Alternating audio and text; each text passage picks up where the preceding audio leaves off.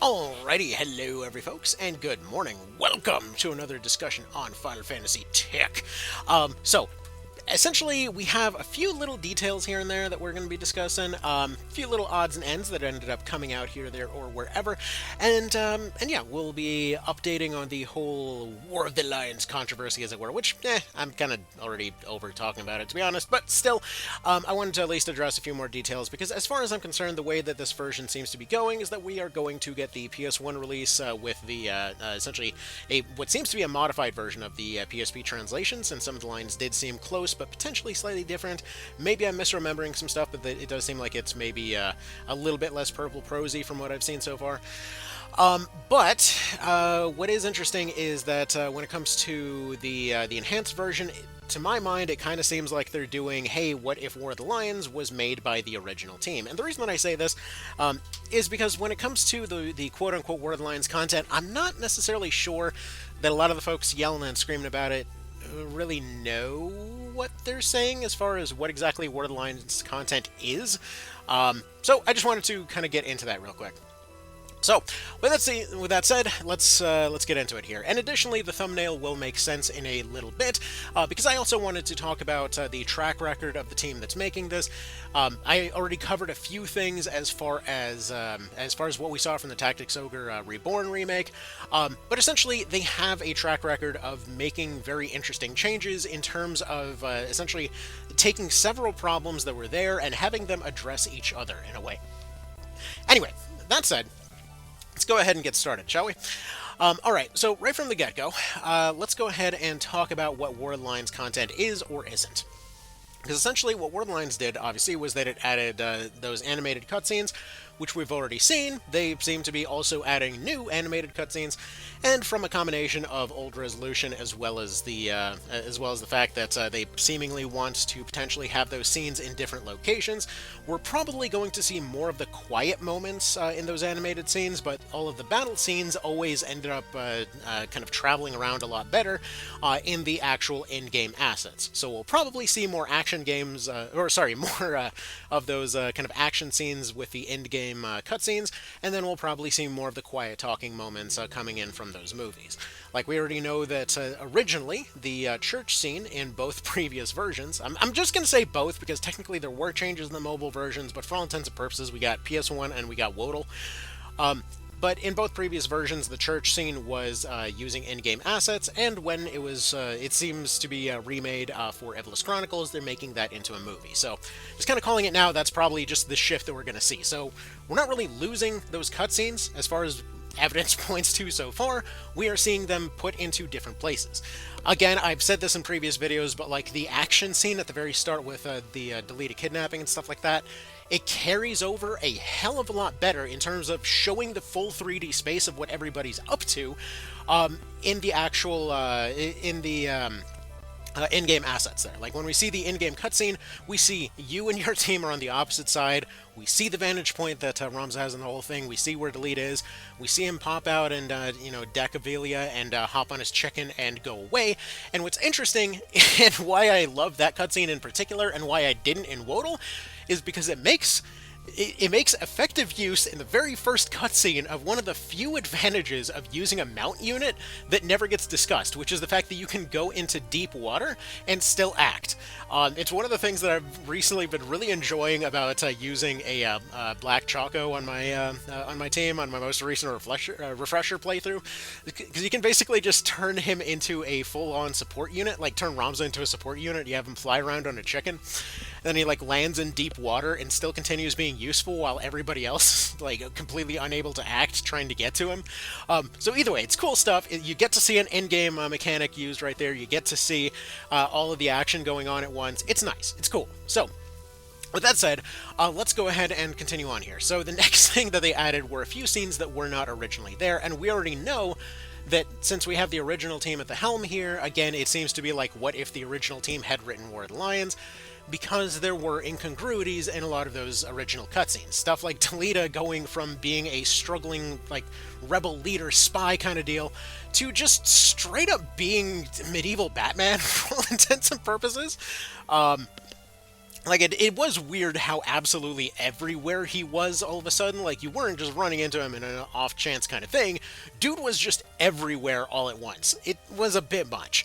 I don't know, it always struck me as a bit bizarre. Like, he just sort of seemed like a sort of, almost like a Undertale Sans kind of character, is just appearing out of nowhere to make the plot happen now. In the War Lions version, whereas he felt a bit more kind of mysterious, like he was off doing his own thing back in the PS1 version. Again, in my personal opinion, but whatever. There were also a few scenes that seemed like they were cute, but I kind of felt like they were a little thematically out of place. Like, okay, the whole Mustadio having a crush on Agrius thing, cool. All right, not entirely sure what that was doing there. Now, granted, we don't know that that won't still be there.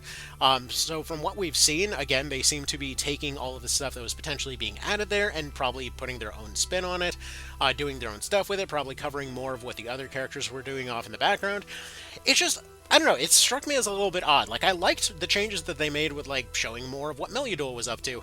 The whole Mustadio Agrius thing seemed a little out of nowhere. Like, yeah, he's buying her a fancy, unique perfume, and it's a cool way to add an item, but it felt more like an FFTA 2 event than an FFT event, if that makes sense. Because previously, the only thing that had that particular tone was where we had the Cloud recruitment. And in that particular case, like, the main funny moment was that he accidentally ordered a killbot to nuke a guy, and then just is panicking trying to figure out where he left the revive items because he's just kind of shocked at the whole situation. I mean, granted, seeing somebody get absolutely obliterated for comedic effect, it's interesting. At least they made use of an in-game mechanic there. I don't know. It just sort of... It felt weird to me. It felt like playing a different game. But again, that's just personal opinion on that whole thing. But my personal take on the whole thing is that I'm pretty sure we're just going to see all of that same stuff, but essentially reimagined from the purpose, or from the angle of the original team, who generally was a lot better at writing, to be completely blunt. Like, when it comes to Mitsuno projects, typically, dude is extremely detailed as far as ironing that stuff out. And just to point this out, as far as how what we saw with Tactics Ogre Reborn, essentially, a lot of those scenes were left unchanged. Like, people were freaking out over whether or not we'd get the DLC content for that game for a while. And they kept saying, like, oh my god, they didn't address it, we're not going to get Coda, I can't believe they cut it, can't possibly pre-order this, because they cut Coda. They didn't cut Coda. Like, it's the same as it always was. It was just improved in a bunch of ways, So, more than likely, we'll probably see those scenes remade in a different way, since they are seemingly using the PS1 version as a base. And just to clarify, again, the PS1 version was, as far as actual gameplay went, the PS1 version was one that the PSP version was trying to get done, but it was done by a different team. Apparently they were missing some bits and pieces as far as showing off whether it actually would, or as far as working properly. So that's probably why we ended up getting a lot of that weird lag jank and whatever else. But we'll see. Also, actually, one more thing. I don't know if this was anything. It's part of the reason that I have this thing playing in the background. But I feel like we potentially see some new outfits for certain characters here. Like, they're wearing dark outfits here, and I don't know if this is necessarily going to be part of the whole fact that we can actually change character skins now thing. But, like, you can see they're all dressed in black here and whatnot. Again, this does seem to be a sort of separate faction team here, but I feel like we'll probably see, like we've seen already that there's like white outfits, black outfits, what was it, red outfits or something like that, or orange. I feel like we might potentially have generic palette swaps that might be coming. Now, I need to go look up... Actually, come to think of it, while this is playing, I'm going to go ahead and pull up the PS1 version on my Vita here, and see if it actually has that in that version too, because I never actually noticed that up until now. Okay, now let's actually talk about some of the other changes that got made in the What You Need to Know video that came out recently. So, essentially, what we saw from the What You Need to Know is that we have a turn reset available at this point. I think I actually had a more zoomed in thing of that over here. Yep. So thank you again to Adonis for reaching out with a bunch of random thumbnails of different features. It really does make the stuff a lot smoother. Anyway, so essentially what we have is that we do have a turn reset, we do have a fast forward, we do have a autosave system, and thankfully, unlike what we saw with Tor, we probably don't need to wait a couple patches for this to be ironed out. It seems like this is probably going to be an improved version of what they did with the mobile version, so hopefully we should not see too many issues with that. And the reason that it's useful is obviously if it's being played on a Switch or something like that, it would be good to have saves in the middle of fights, and that was more or less what it was allowing. Now, additionally, we also know that there's going to be a new difficulty added, which is going to be, so far we know of the Squire difficulty to make the game easier for new players. But additionally, it's kind of implied that there will be a higher difficulty as well. So we don't know too much about that yet, but I'm hoping that we'll see, you know, a couple of new higher difficulty type of situations. Also, the way that they presented this voice acting thing is really funny, because they have all the other marketing material talking about like, oh man, how did Ramza and Delita not get along? And the way that they have it set up, we got Ramza speaking in English, and then we got Delita showing up, and he's all speaking in Japanese, and it just sounds like they they ended up having a personal breakup because Delita just wouldn't stop speaking Japanese like an asshole. It's like, man, just speak the same language. Oh, I don't, sushi Toyota samurai. I don't know. Anyway, I don't know. It was just kind of funny to me. But let's go ahead and move on to a couple of other details that were in here as well. So as far as jobs are concerned, this is going to be more or less what the UI is looking like at this point. However, one of those other things that people were freaking out about is like, oh no, you can't have the flowchart and this thing as two separate things. Rah, rah, rah. This confirms this, that, or the... Why? Why would this confirm this, that, or the other? These are just two different menus. I don't know why this would be a thing that made people mad, but yeah, you got the job tree and you got the listing page here.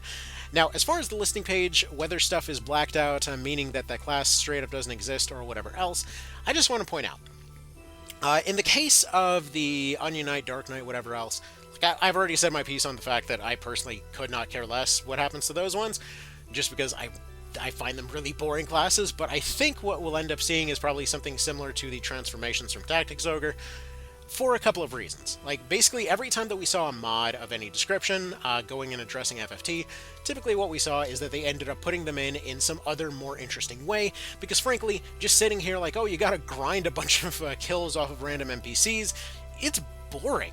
Like, it sounds like it's something that would be interesting, but it's not a thing you do in the normal gameplay loop of the game otherwise.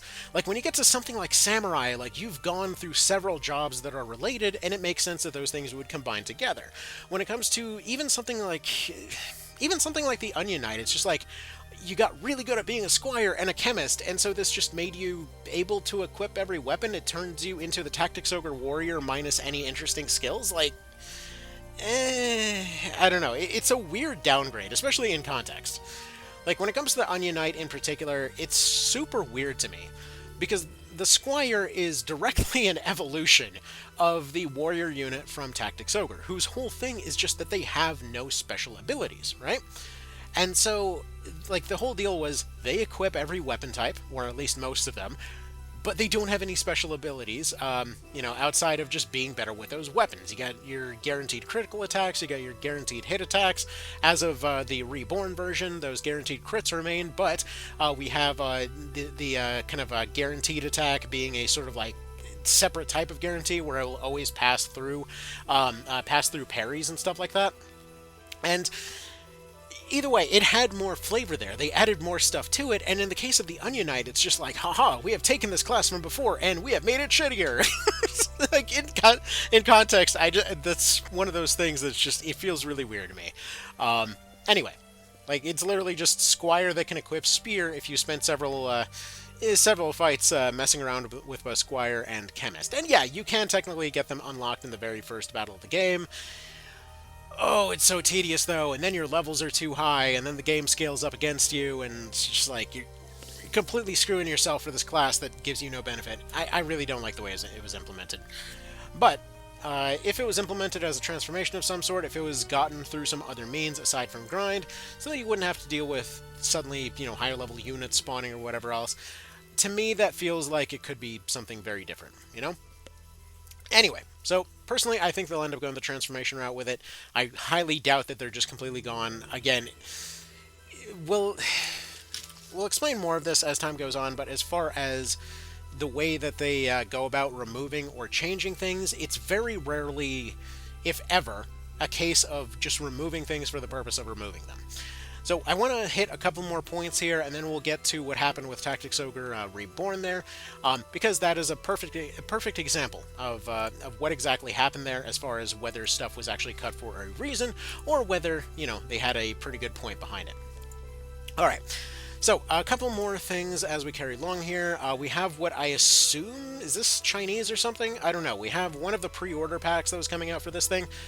Very, very strange. We got pictures with a bunch of text that I can't read on there. And is this a popcorn cooking pot?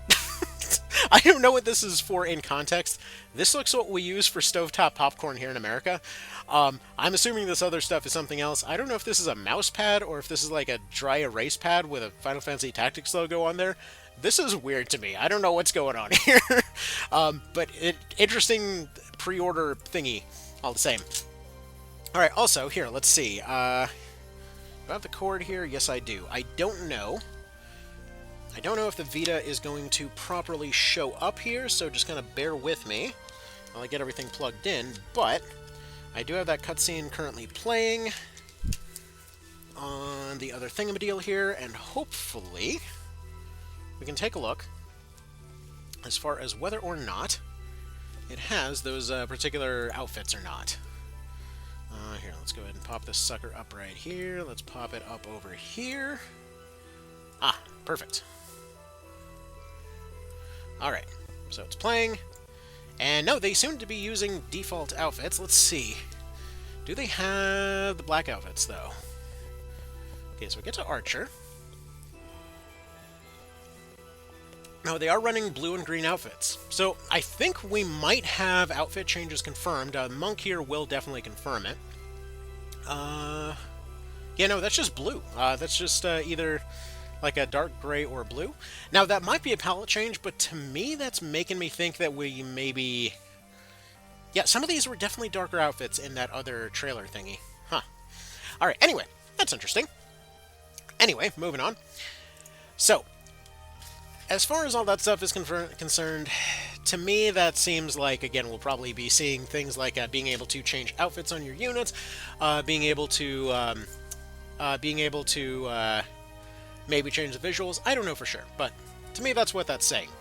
Also, another kind of interesting sort of Tactics Ogre-esque change that we saw is that we got these little heart icons for the countdown timers.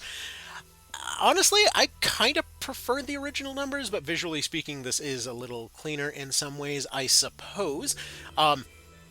Again, this feels like a directly Tactics Ogre reference over here, but another thing that I find kind of funny is that the way that this is popping up here reminds me very strongly of a failed indie project from last year, or was it 2 years ago at this point? I forget.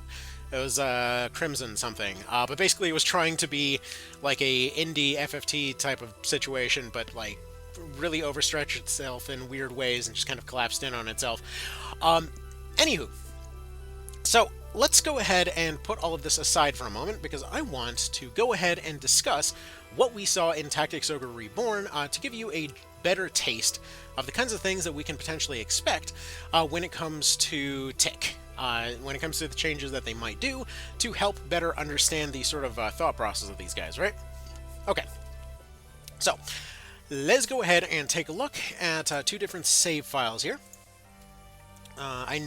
Actually, before I do that, let me make sure I'm not forgetting something, because I freaking guarantee that I must have forgotten something somewhere. So let's go ahead and make sure here. So first of all, one of those interesting things that we're seeing in some cases is that certain characters did actually have some visual changes. Now, I don't know if this is just dev mode stuff happening, or if there's maybe a bit more to it, because remember when they're going and putting together trailers for these games, we've already seen some controversy pop out because they showed that one class selection screen picture and it showed all of those classes maxed out, which is where people started freaking out about the Onion Knight, because they're like, where's Onion Knight? They have all their requirements. But here's the thing. Again, if it is a transformation, we'll probably see it later, but also additionally, when it comes to when they're going and putting together these trailers, it's not like they're having somebody sitting there playing through the thing over and over and over and over and over and over and over again.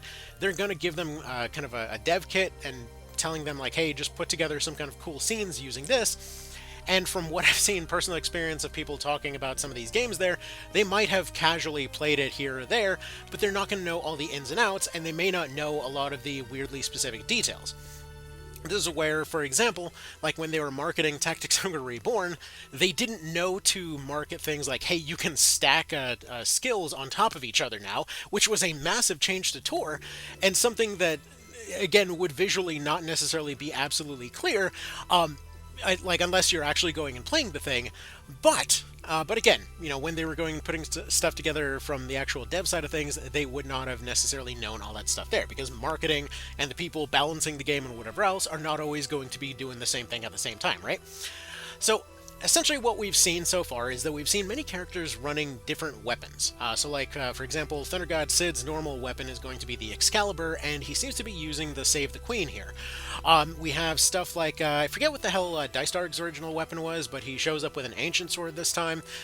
We saw... Who the hell was the other guy? I forget who it was. And like in Dark's case, that's kind of interesting, because that would sort of imply that he's just using higher end weapons that potentially might not have been released in the store yet. So does he just have early access to that stuff? Is it just something he had laying around? I don't know. There's potentially some stuff to dig into there, but I feel like we'll probably see better balance across the board as far as the equipment that people come with. Because we've seen, this actually ties into the next point, but we've seen discussion from like Mitsuno and such, joking about how or when or if they should be nerfing certain characters, going back to specifically stuff like Thunder God Sid. Now, granted, just giving him a slightly weaker weapon doesn't exactly change him from being a frickin' demigod walking the earth, but what it does potentially do is maybe give the Excalibur a bit more potential to show up as a better endgame weapon. Like, just being given something that frickin' good seems like a bit much. It always seemed a little bit out of the blue, but to one end, it does kind of make sense given his background. But for another, something like a Save the Queen, yeah, that makes a lot of sense. Previously, they gave that weapon to Melly, or Meliadul. I was just like calling her Melly because the name's awkward to say. So maybe she ends up getting something different. Maybe they're just like sword buddies now. I don't know. I have no idea or further speculation on that. I just feel like we'll probably see some interesting lore implications from the weapons that people carry around. Again, see what we saw from stuff like Tor, where, like, let's say we had Tammuz, who previously was just a knight with high vitality, whoop-de-doo-dah. But instead, when they remade him in Tor, they're like, okay, he's going to be one of very few characters that's running a sword and crossbow build. Why? Because his vitality allows him to actually function as a knight skirmisher. That's pretty freaking cool, actually. And again, just lots of little subtle stuff like that. So I would expect, when they're going through with a fine-tooth comb and whatnot, we'll probably see a lot more little interesting kind of lore implications from gear and whatnot, since they did seem to like doing that for the Tor remake. And additionally, it's worth noting that when I'm talking about they were hinting about doing this kinds of stuff, everything else from the leaks, from when this game was originally rumored to be out there, everything else ended up coming true and was currently in development at that time, which means that there's a solid chance this thing has been in the works for like 4 years now. So there is a non-zero chance that there's a lot more to the enhanced version that people are giving it credit for. So again, keep your eyes and ears open for any new additional details that we'll see coming along, because there's going to be more. I guarantee you there's going to be more. When they're talking about extensive stuff, that they keep teasing all this different stuff, when they're talking about classes and directly ignoring the question about Dark Knights and Onion Knights, when they did directly address that in the past with Tor, and explained why the rogue was removed, to my mind, again, that indicates that it is not removed, that it's something that is going to be popping up in some more interesting way, but they can't talk about it yet, and or they're supposed to tease it down the line, or whatever else. As far as any opinions people are throwing out there, as far as, like, oh, this is good or bad marketing, that's all entirely subjective. Honestly, it doesn't matter one way or the other. It is what it is. Personally, yeah, I absolutely would have been on board with this just getting shadow dropped, but this is also just a fun process to go through, so whatever. Anywho, let's go ahead and get into it here. Actually, wait, one more detail I want to bring in. Speaking of shadow drops, one other thing that I want to address, because it's come up a few times, because there were a few people getting mad saying that it should have been a full-blown remake from top to bottom, should have been a specific, again, we've talked about it 2D HD, stop with the whole 2D HD thing. It is overhyped as hell. It is just 3D with extra bloom. Chill. FFT was already 3D to begin with. It's fine. It doesn't need that. There is nothing Triangle Strategy has, even over the PS1 version of this game. I will not hear otherwise. Anyway, like hell. Okay, we're not even going to go down that rabbit hole for right now. But let's go ahead and talk about that in particular real quick, because one of the benefits of sticking with updating a classic rather than attempting to redo it from scratch is what we saw with the shadow drop of the Oblivion remake. Okay? Do you remember the size of the original, what is it, Elder Scrolls Oblivion there? It was friggin' a gig or two, and then we had the new one and it's coming in at 30 gigs, and it's effectively the same game, but it now just annihilates your hard drive. Actually, hold on, let me look up those numbers real quick. Remembered. So original was 4.6 gig for Oblivion, and then Oblivion Remastered was 120 gigabytes. That is double the size of the standard Steam Deck's inbuilt hard drive. It is freakishly huge. But that's the thing. That's one of those things that people often forget about, of just the sheer ridiculousness of how big some of these full-on, even visual remake type games are. Okay, they tend to get freakishly large, and again, you might say just, oh, go buy a bigger hard drive, and how much of a pain in the ass is it to go and re-download everything, to go and make sure that all of your saves are transferred and everything else. Good for you if you got everything, all these additional backups, and you got a 400 petabyte friggin' hard drive. But yeah, no, that's not going to be a solution for a huge number of people, myself included. Especially if you're on a Steam Deck or something like that, you start to love your indie games because they don't do that kinds of crap to you. Okay. Now, that being said, let's go ahead and bring up an example here of what I mean by a lot of solutions being sort of combined together for the purpose of a remake here, right? So in the case of Tactics Ogre, we're going to go ahead and take my original save file here, wherein I had experimented with throwing weapons on Canopus here. He's one of your Canopus is basically. He's not exactly the Orlando, but he's basically the Agarius of this game. You get him fairly early on, and he's going to be a reliable unit no matter what.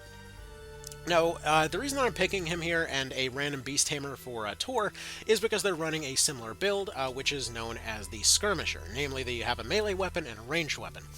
Now, the thing is, the context behind both of these two things is potentially very, very different. See, when it comes to stuff like Final Fantasy Tactics, a lot of its mechanics will remain functional going into a remake as they are. When it came to Tactics Ogre, it actually was trying to add in a lot of FFT type stuff, while at the same time still trying to remake itself, while at the same time also trying to be a tabletop game. This game is dramatically more complex than FFT is, and this goes to a lot of different levels. Whereas, let's say, a bulky unit in something like FFT would be somebody that has heavy armor, which gives them a lot of health. In this one, it might be somebody that has a specific type of armor that is potentially a harder nut to crack, using particular skills that would potentially render them kind of immune to certain types of damage or whatever else. Potentially, they might just have good resistances under oddly specific situations.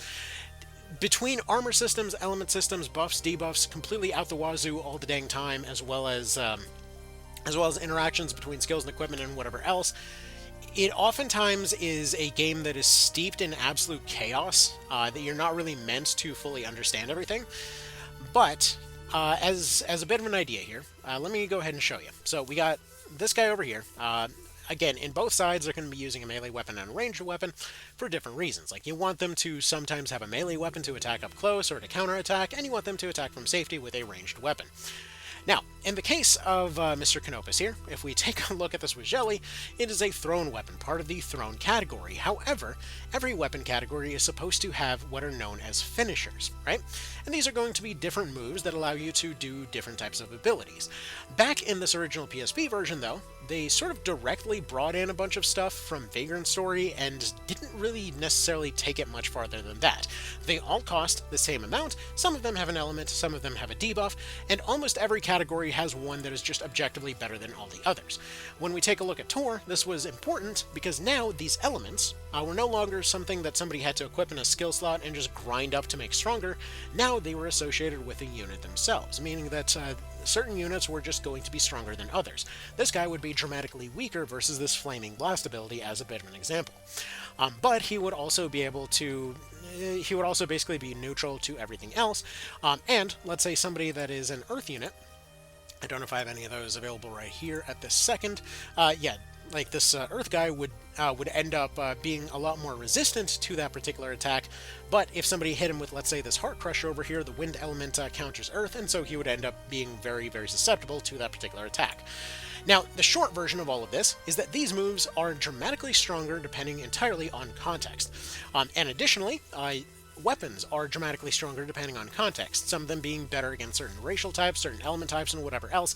And it's not that this was necessarily new in the Reborn version, it's just that these bonuses never had a chance to really activate, nor did you necessarily even have a lot of these weapons available in the PSP version. So like when the remake came around, a lot of weapons that previously had a lot of these bonuses became more available, but they also expanded out the health bars and stuff like that by more than twice, which essentially allowed these bonuses to actually show up when you were fighting something. There was less of a push towards penetrating armor and then just hoping that you got some damage through, and more of a push towards using the right weapon at the right time, which is where all of these different weapon categories were designed to be for in the first place.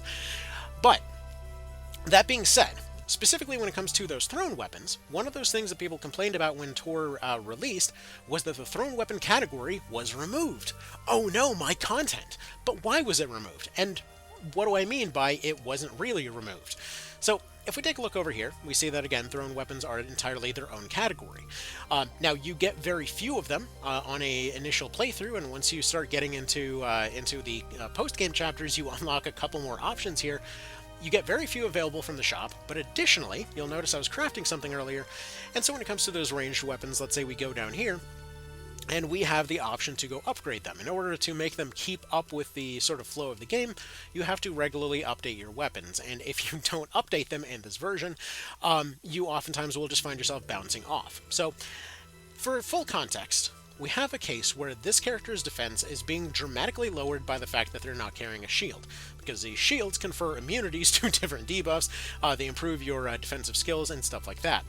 And again, that's very important in this version. But essentially, we are sacrificing that shield in order to carry this weapon, in order to be able to hopefully do something with it. It's still going to be weaker than his melee weapon, technically, on paper. Actually, this is also a bit of a lie, because this actually would do more damage despite showing a lower number over there on the right. That's a whole other can of worms we're not going to get into here. But the point is, he's slowing himself down, he's lowering his defense, in order to use a weapon category that doesn't even have any of these finisher moves assigned to it, it simply attacks directly. On top of this, it's something that is supposed to combine together with other things in this category. So over here we have an item called the Lobber. Now the Lobber is basically one of those FFT-isms that was brought in, just like these thrown weapons. Because the thrown weapons are meant to be like the ninja throwing skill over from FFT. Again, they wanted to bring in a lot of FFT stuff to Tactics Ogre. The Lobber is meant to be like the chemist throwing ability. However, the default version is not very good, essentially being a 3 to 5 range thing.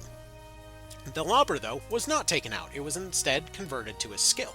So, let's say this character over here, let's say you're in an area that has a lot of use for a lot of these different types of abilities or what have you. Essentially, they would equip the Lobber as a skill, and then they would equip their items over here. Which gets us to the next thing that was actually changed, which is the skills. Because, again, another thing people complained about was that when it came to your skills, like, you would not be able to use 10 skill slots, which you used to before, and instead were now boiled down to 4. And so, let's say with this thrown category. So already we see a bit of an incongruity because you can't use a melee weapon and a ranged weapon and also still cannot use the lobber. Okay, well that's a bit annoying. Anyway, so not every class can even use the lobber. Additionally, you can use any item in the remake, whereas in this this original you had to equip Field Alchemy. Again, FFTism, they were trying to make it so that you had to go learn to use your items. However, Field Alchemy was one of those things that eventually everybody would get because basically every class could use it. Actually, this was another interesting change because in the PSP version, monsters couldn't use it. Monsters actually could use items back in the SNES version. They could use items in the remake, but they couldn't in the PSP version. So this meant, for example, one of the best things that you can do in Tor is to have a Medicine Griffin, where they fly out with revive items, healing items, and whatever else using their crazy long movement. To basically turn entire fights around using a single item, and that's really fun to do. You couldn't do that in this PSP version. Basically, all of those scaling items that were really useful for monster units couldn't be used by those monster units, so, you know, tough shit, I guess. As far as your weapon proficiencies went, in this version, axes, again, in both versions, axes would have finisher skills, but thrown weapons did not. However, in Tor, whatever your highest weapon skill is, actually contributes as your thrown skill.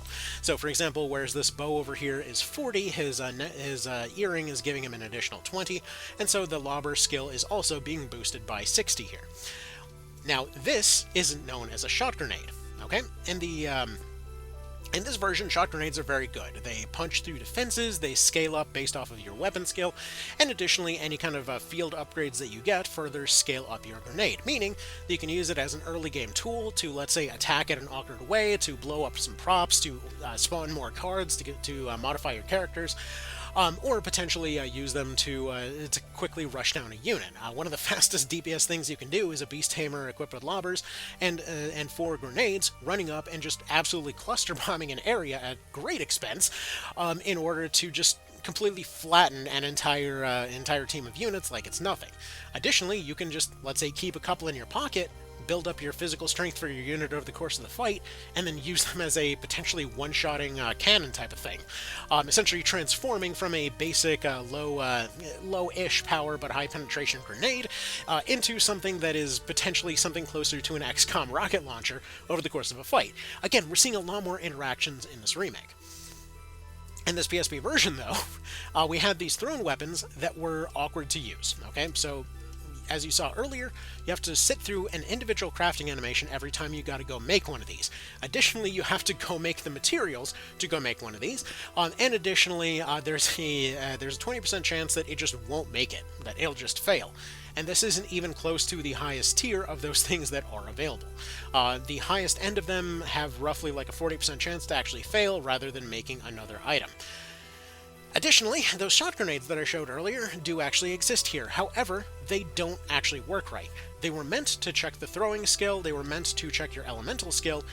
They don't. And you actually see, the reason that we know this is because we see NPCs running around with those skills, as well as the ability to use these shot grenades. However, there's only one fight in which they'll actually use them. And yeah, for all intents and purposes, well, I mean, there's technically more fights that they'll use them, but there's really only one that they sort of use them effectively-ish. But they're bugged in a lot of different ways, where they will not be capable of killing a unit, they will not be capable of doing any significant damage, they will not check their elemental type, they will not check the thrown skill, but you can technically throw them at stuff, right? And so we essentially have a case where they fixed the item, they boiled down an entire category that was a pain in the butt to use into something that gives you an interesting consideration over how you use your item slots. You have something that previously would have typically will be tying together pretty darn well. You had buff and debuff items that were kind of redundant and didn't really go very far in the PSP version. Their effects were potentially doubled or tripled. Scaling items for healing ended up taking a bigger percentage of the actual item pool. As a bit of a funny thing, the consumables over in this version are like, you just get a friggin' ridiculous amount of them, and then additionally, if you wanted to craft different ones, it was just a gigantic pain in the neck. Like, look at how many different oddly specific healing items there are, and most of these are completely useless. Like, there is no situation in which you need an item that will heal 25% of your max health at more than triple the cost of an item that just heals you for a direct amount. It's useless. Anyway, for some reason, they were just really insistent on that stuff in the PSP version. I have no clue why. But the point is, again, all of this stuff is getting combined together. The crafting system, I'm just going to skip going through that at the moment, but they changed it so that there are no failure rates. You can craft multiples of stuff. You don't need to craft a lot of more annoying items. And additionally, it's just a lot smoother. You have items that previously were... Here, this one I can show you. You had items where... Here, let's see. What's a good save file for this one? Like, the Ixcamilles is a funny case of a bow that was previously so freakishly overpowered it's not even funny. But it ended up getting changed to the point that it is now just a very cozily located item in a completely different way. Here, just to show you the kinds of weirdly specific stuff that can potentially come up. What you had in the original was something like this. You had stuff like the Permafrost and the Ixcamilles. The Permafrost would be the bow that you just get off of a random drop. You can't make it, you can't craft it, you can't find it at a set location. You specifically have to find it from a random NPC, and then you would upgrade it into the Ixcamilles. The Ixcamilles is just straight up better than this thing in every possible way, with the bow and augment ice ranks basically achieving the same effect. However, if you fire, let's say, a tremendous shot off of the only class that can use this thing, for all intents and purposes, there are some unique classes that can use it, but whatever, asterisks. Essentially, this will guarantee what is effectively a no-act effect, so shackle, on any unit that's hit by it. So it's an ability that can fund itself. It can guarantee that whatever is getting hit by it is disabled. It has the ability to instill ice on itself for an additional 15% damage. And additionally, this thing is going to be one of the more available weapons in this category. With the idea generally being that, this thing is just kind of a one-shot kill on most things, and then it disables anything it doesn't just directly kill. Now look at how much this role changed in the remake here. So again, we have the Ixcamilles. However, this time around, its special thing is that it gives you counterattack, because two-handed bows give you counterattacks. If we take a look at the different bows going on here, we'll see the Permafrost is still there. However, the Permafrost became what's known as a relic, meaning that the Permafrost essentially is able to be combined in with different copies of itself to get additional bonuses. So whereas right now it's got a 19% bonus, the original would have had, let's say, a 13% bonus with 7 elemental on there.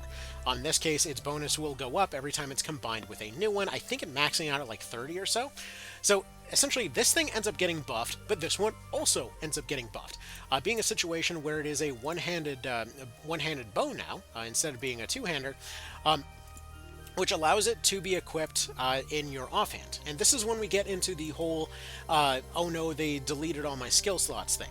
Because it was basically a moot point argument to begin with, because no, you actually get the ability to use more skills in Tor than you ever did in the classic versions. So essentially what they did was that they moved some of those skills into kind of equipment passives, some of them into weapon passives, and then other stuff got changed into more of an item role. And so, for example, like let's say in this one, if you wanted to, let's say, go have a evasive build, you would, let's say, turn on something like dodge, which sounds good until you realize, oh shoot, if the other guy happens to have true strike, your dodge does absolutely nothing. You basically have wasted a skill slot. If you have true flight and the other guy has sidestep, neither of you have a skill. Most of the things that were on this list were passives, and most of those passives were there to delete each other. So of those 10 skill slots, you probably already had one permanently dedicated to your item thing over here. So you're already down to 9. You had your weapon skills, whatever they may happen to be, which might take 1 or 2 or whatever else. If you wanted to use a magic type, you had to specifically know that magic type. However, unless you, let's say, equipped something like one of the dedicated magical skills there, such as Insight, such as Spell Strike, or whatever else, you actually effectively didn't have that magic type on there. Here, let me see if I can find you over here. So, like, for example, instead of just this, this just unlocks the magic ability whatsoever. This causes it to punch through armor a little bit better. Stuff like Expand Mind would allow you to be able to have enough MP to actually use it in the first place. Stuff like Spell Strike meant that, again, you were boosting your ability to penetrate defenses, meaning that unless you had Spellcraft and the element augmented, so essentially now you're taking 3 of your 10 skill slots for the purpose of 1 attack. Essentially, that's what was required in order for it to even keep pace with armor. If you wanted to use debuffs, you also had to use Spell Strike, so if you wanted a fully functional mage here, we are now up to 4. To be able to even afford to fund this, you would want stuff like Expand Mind or Channeling or Insight, all of which basically made your MP go up in a slightly different way. You could combine all of these. If you wanted to go completely nutso with it, we are now talking about 7 of your 10 skill slots dedicated to this one type of attack, okay?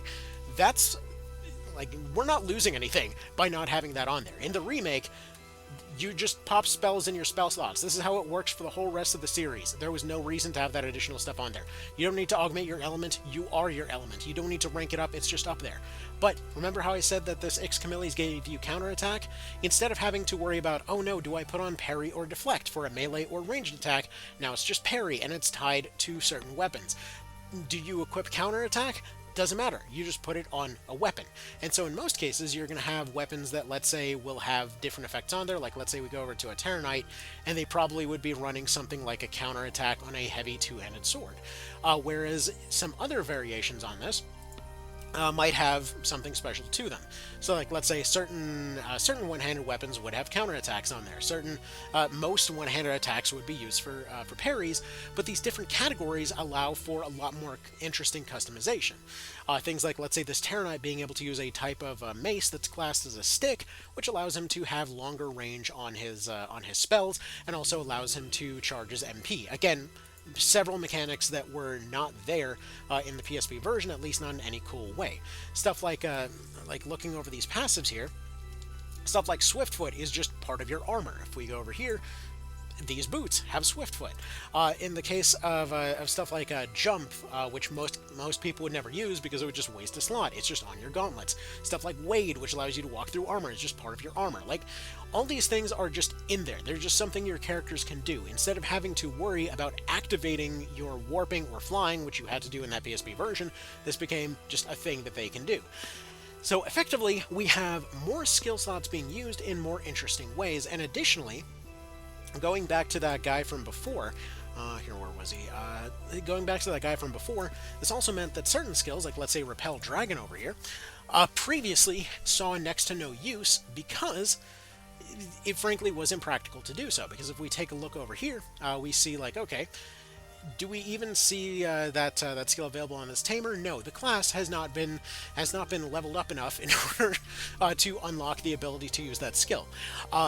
Because the classes themselves were previously leveled instead of individual levels, meaning that a character could essentially down-level themselves by trying out a new class.